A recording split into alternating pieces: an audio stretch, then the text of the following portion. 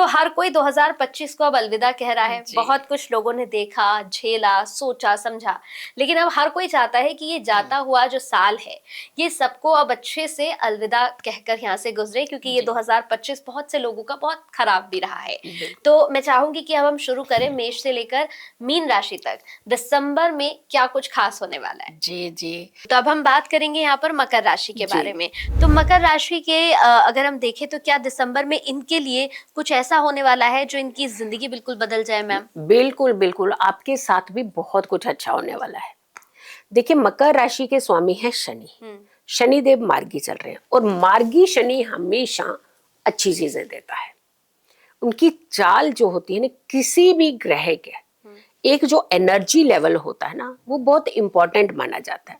अगर मैं यहाँ से आगे 2 कदम आगे चल रही हूँ तो मीन्स मैं मंजिल की तरफ बढ़ रही हूँ। अगर देख आगे रही हूँ, चल पीछे रही हूँ, तो कहीं भी ठोकर खा करके गिरने की संभावना हो जाती है। तो यानी वहां पे हमें थोड़ा सा अटेंटिव रहना पड़ता है। बट शनि मार्गी आपको बहुत फायदा देंगे। नौकरी बदलिए, बिजनेस में कुछ एनहेंसमेंट होंगी आपकी, घर परिवार में कोई दिक्कत नहीं होगी, ट्रैवल आपका बहुत अच्छा होगा। और जहां भी जिस ट्रैवल के पर्पस के लिए जा रहे हैं, स्पेशली काम के पर्पस के लिए आप जा रहे हैं, तो वो काम जो है वो आपका दिसंबर के महीने में पूरा हो सकता है। फाइनेंस को लेकर के आपने किसी की मदद की थी बहुत समय पहले और आपको पैसा नहीं मिला और छोड़ दिया आपने होप कि अब नहीं मिलने वाला, कोई फायदा नहीं।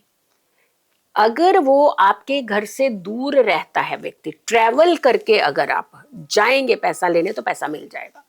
अगर घर के नजदीक सराउंडिंग में कहीं रहता है तो वो पैसा भी थोड़ा सा लटकेगा। यानी जो ट्रैवल करके आप पैसा लेना जाएंगे वो पैसा आपको मिलेगा। अगर घर के सराउंडिंग में कोई होगा व्यक्ति आपके पैसे देने वाला, तो हो सकता है वो थोड़ा समय के बाद देगा, बट हो सकता 15 दिन के बाद दे दे। दिसंबर में आपका धन आने की संभावना है।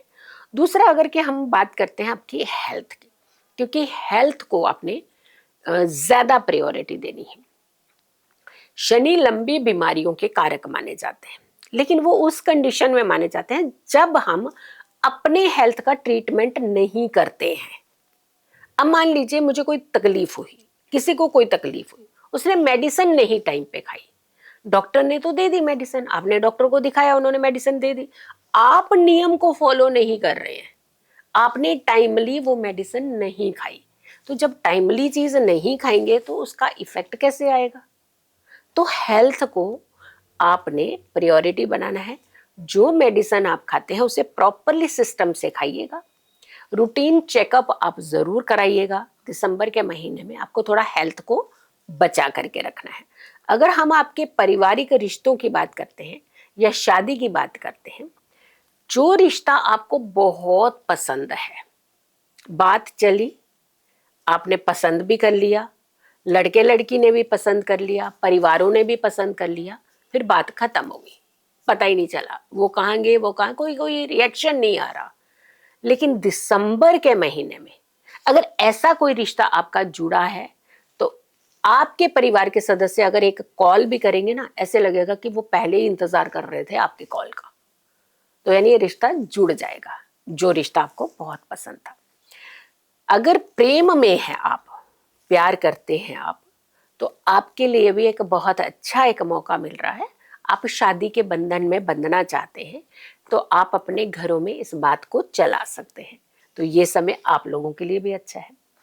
घर के अंदर आपकी कोई खींचतान चल रही थी परिवार के सदस्यों के साथ, स्पेशली आपके बड़ों के साथ आपकी, कि हमें रिस्पेक्ट नहीं देता ये बच्चा, और बच्चा कह रहे हमें ये समझते ही नहीं है। तो यानी दोनों के अंदर एक खींचतान चल रही थी, वो खींचतान खत्म हो सकती है। यानी लड़ाइयाँ झगड़े ये समाप्त हो सकते हैं। तो आपके लिए कुल मिलाकर के दिसंबर का महीना बैलेंस महीना लग रहा है।